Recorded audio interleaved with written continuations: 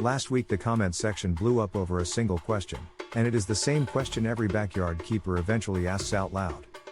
Why does a sack of proper layer feed keep climbing in price while the birds inside your coop keep getting smaller returns for it? Tonight you get the full answer, the exact mix, the exact weights, and the reason this particular method has been quietly feeding flocks across the Philippines and Vietnam for generations while the commercial feed all acts like it invented poultry nutrition last year. Before you touch a single ingredient, quickly hit subscribe so the rest of this series on cutting your homestead costs actually lands in front of you, because the next video builds directly on tonight's mix. Here is the one fact that changes everything once you understand it. A laying hen needs somewhere between 16 and 18% crude protein and roughly 3.5 to 4% calcium to keep shells forming properly and egg count steady. Most bagged commercial feed sold in backyard-sized quantities sits at the low end of that range or below it, padded out with fillers that add bulk without adding nutrition. The traditional Southeast Asian backyard mix was never built around a bag at all. It was built around what a household already had access to, and it still outperforms plenty of what sits on the shelf today. The base of this mix is rice bran, known locally as darak, and it is the backbone of almost every backyard feed formula across the region for one simple reason. Rice milling leaves behind a byproduct that is cheap, widely available, and carries real nutritional value if you know how to balance it. On its own, rice bran runs light on protein, which is exactly why it never gets used alone.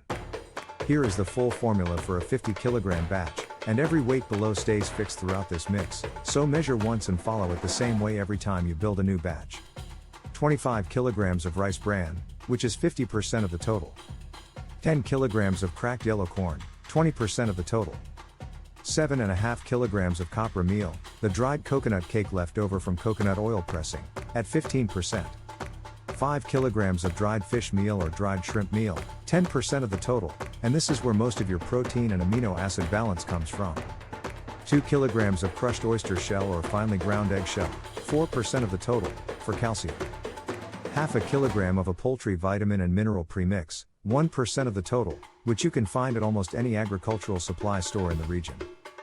Weigh each ingredient separately before anything goes into the mixing bin, starting with the rice bran, then the corn, then the copra meal, then the fish meal, then the oyster shell, and folding the premix through last in small handfuls rather than dumping it in one corner.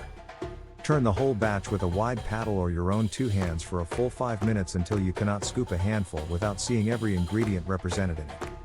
A mix that clumps unevenly means the premix never got distributed properly, and birds pecking from the wrong section of the trough end up shortchanged on the very nutrients you added the premix for in the first place.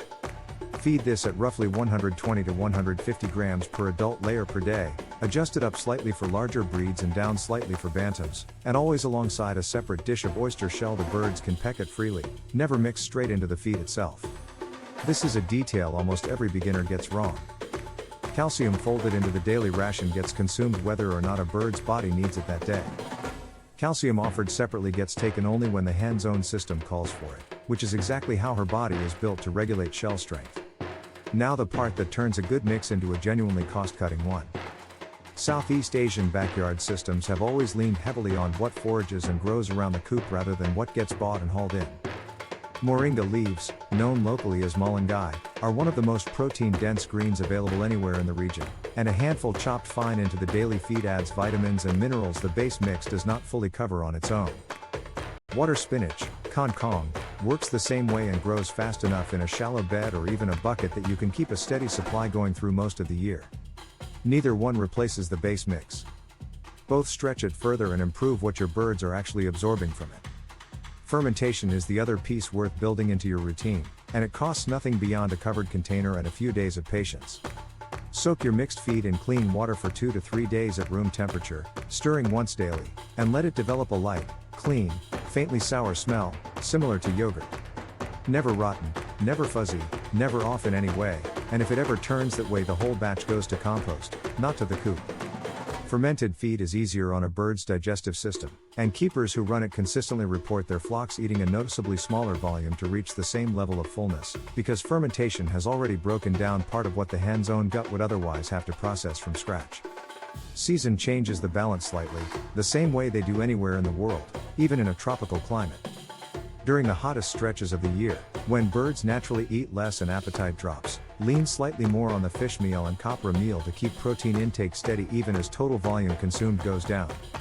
During molting periods, when a hen is regrowing a full coat of feathers built almost entirely from protein, increase the fish meal portion of the mix modestly and hold the corn steady rather than cutting it, since energy needs stay high even while protein needs climb.